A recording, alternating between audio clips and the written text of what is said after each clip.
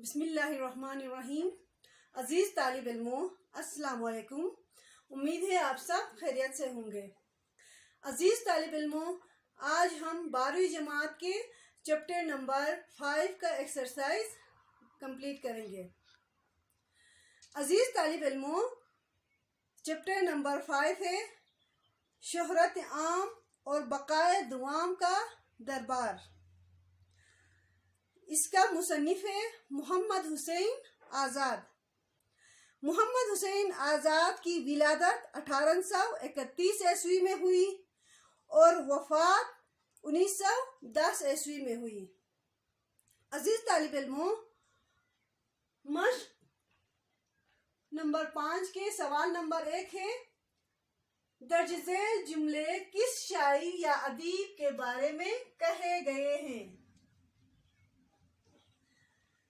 کوئی سمجھا کوئی نہ سمجھا مگر سب واہ واہ اور سبحان اللہ کرتے رہ گئے۔ جواب ہے، یہ جملہ مرزا غالب کے بارے میں کہا گیا کیونکہ ان کے ابتدائی دور کی شاعری خاصی مشکل تھی اور بعد میں انہوں نے آسان لکھنا شروع کیا۔ نیکسٹ ہے، اپنی سحر بیانی سے پرستان کی تصویر کھینچتے تھے۔ یہ جملہ مثنوی سحر البیان کے مصنف میر حسن کے بارے میں کہا گیا ہے۔ انہوں نے اپنے قصے میں پریوں اور پرستان کے حالات بڑی فصاحت و بلاغت سے بیان کیے ہیں اور تشبیہات اور استعارات کا کمال دکھایا ہے۔ جیم ہے، اس کے قلم نے ایک جہان سے لڑائی باندھ رکھی ہے۔ جواب ہے، یہ جملہ مولانا محمد حسین آزاد کے بارے میں کہا گیا ہے، جنہیں تمثیل نگاری میں بڑا کمال حاصل تھا، جن کی شاعرانہ نثر بڑی شہرت رکھتی ہے۔ عزیز طالب علموں، دال ہے، لیکن 4 خاکسار اور 5واں فاصلہ تاجداران کے ساتھ تھے۔ جواب، یہ جملہ میر امن دہلوی کے بارے میں لکھا گیا ہے، جو قصہ چہار درویش کے مصنف ہیں۔ ایک لکھنؤ کے بانگ کے پیچھے پیچھے گالیاں دیتے تھے۔ جواب ہے، یہ جملہ مرزا سرور کے بارے میں کہا گیا ہے، جو فسانۂ عجائب کے مصنف تھے۔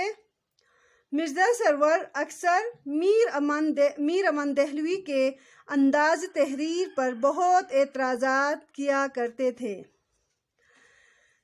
سوال نمبر 2، درج ذیل جملے کن بادشاہان یا مشاہیر کے بارے میں ہیں؟ الف، جس کے کپڑوں میں لہو کی بو آئے وہ قصاب ہے۔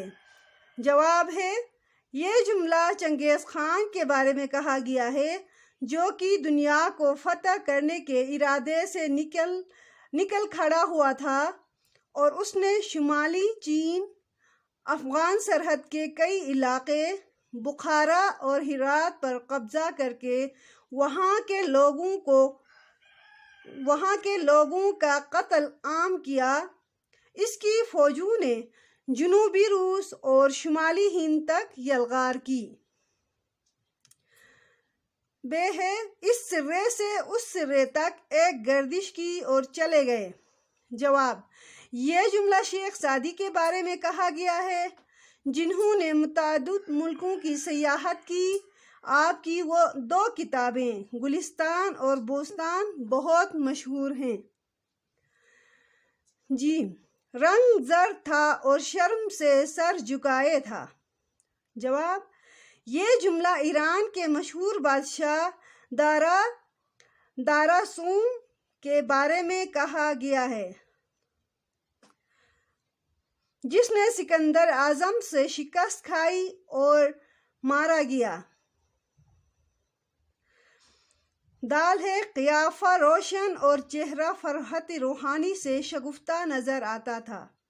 جواب: یہ جملہ سقراط کے بارے میں کہا گیا ہے، جو یونانی حکیم اور فلاسفر تھا۔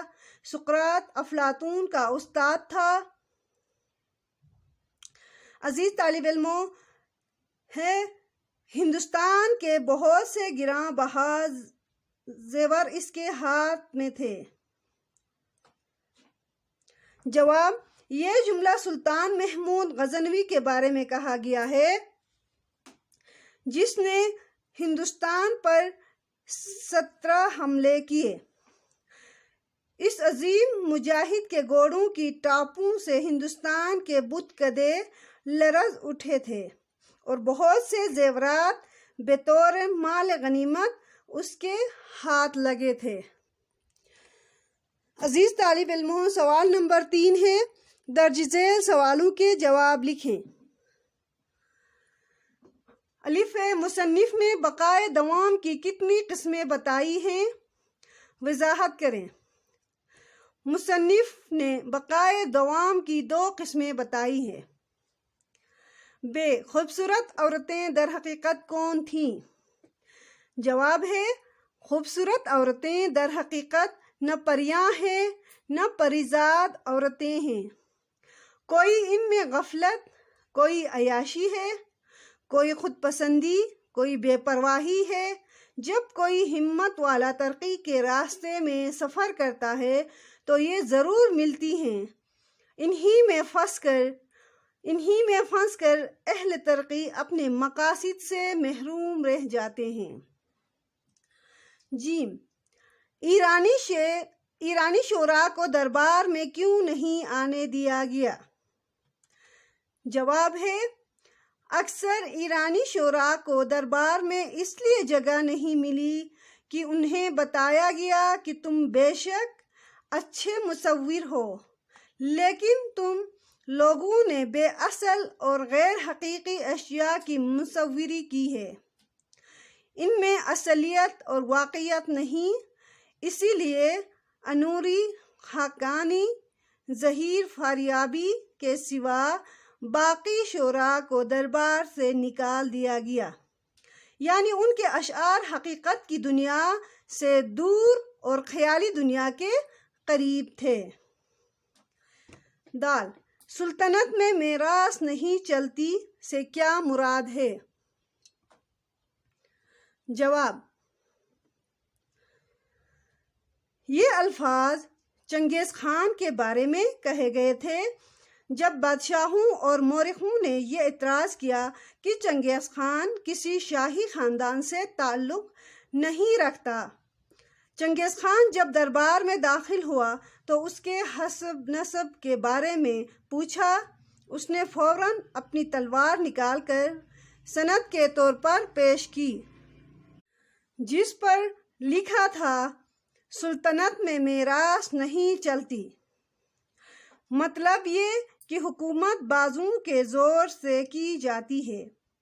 جس کے ہاتھ میں طاقت ہو اور جو لڑنے کی صلاحیت رکھتا ہو وہی بادشاہ ہے۔ بادشاہت میراث سے حاصل نہیں کی جا سکتی۔ تاریخ گواہ ہے کہ جن شاہان کو سلطنت میراث میں ملی اور ان میں حکومت چلانے کی استعداد نہ تھی تو سلطنت ان سے چھین لی گئی۔ شیخ سعدی کیا کہتے ہوئے باہر چلے گئے؟ جواب: شیخ سعدی شیراز کے رہنے والے تھے۔ وہ شعر و ادب کی مشہور تصانیف گلستان اور بوستان کے مصنف ہیں۔ وہ بھی شہرت عام اور بقائے دوام کے بارے میں آئے۔ مختلف فرقوں کے لوگوں نے ان کا والہانہ استقبال کیا۔ مختلف فرقوں کے لوگ جو باہر استقبال کو کھڑے تھے، مگر شیخ سعدی کو دیکھ کر سب نے قدم آگے بڑھائے، کیونکہ ایسا کون تھا جو شیخ سعدی اور ان کی گلستان اور بوستان کو نہ جانتا تھا۔ اور اتنا کہہ کر اپنے لڑکوں کے لشکر میں چلے گئے۔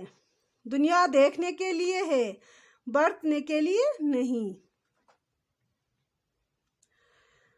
سوال نمبر 5، درج ذیل جملوں کی وضاحت کریں۔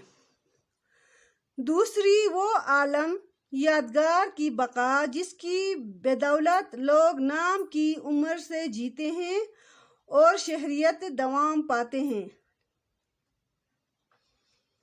جواب ہے، محمد حسین آزاد کہتے ہیں کہ ایک بقا وہ ہے جس میں مرنے کے بعد روح باقی رہے گی اور اسے فنا نہیں، جبکہ دوری بقادہ ہے جس کی وجہ سے نامور لوگوں کے نام دنیا میں ہمیشہ زندہ رہتے ہیں۔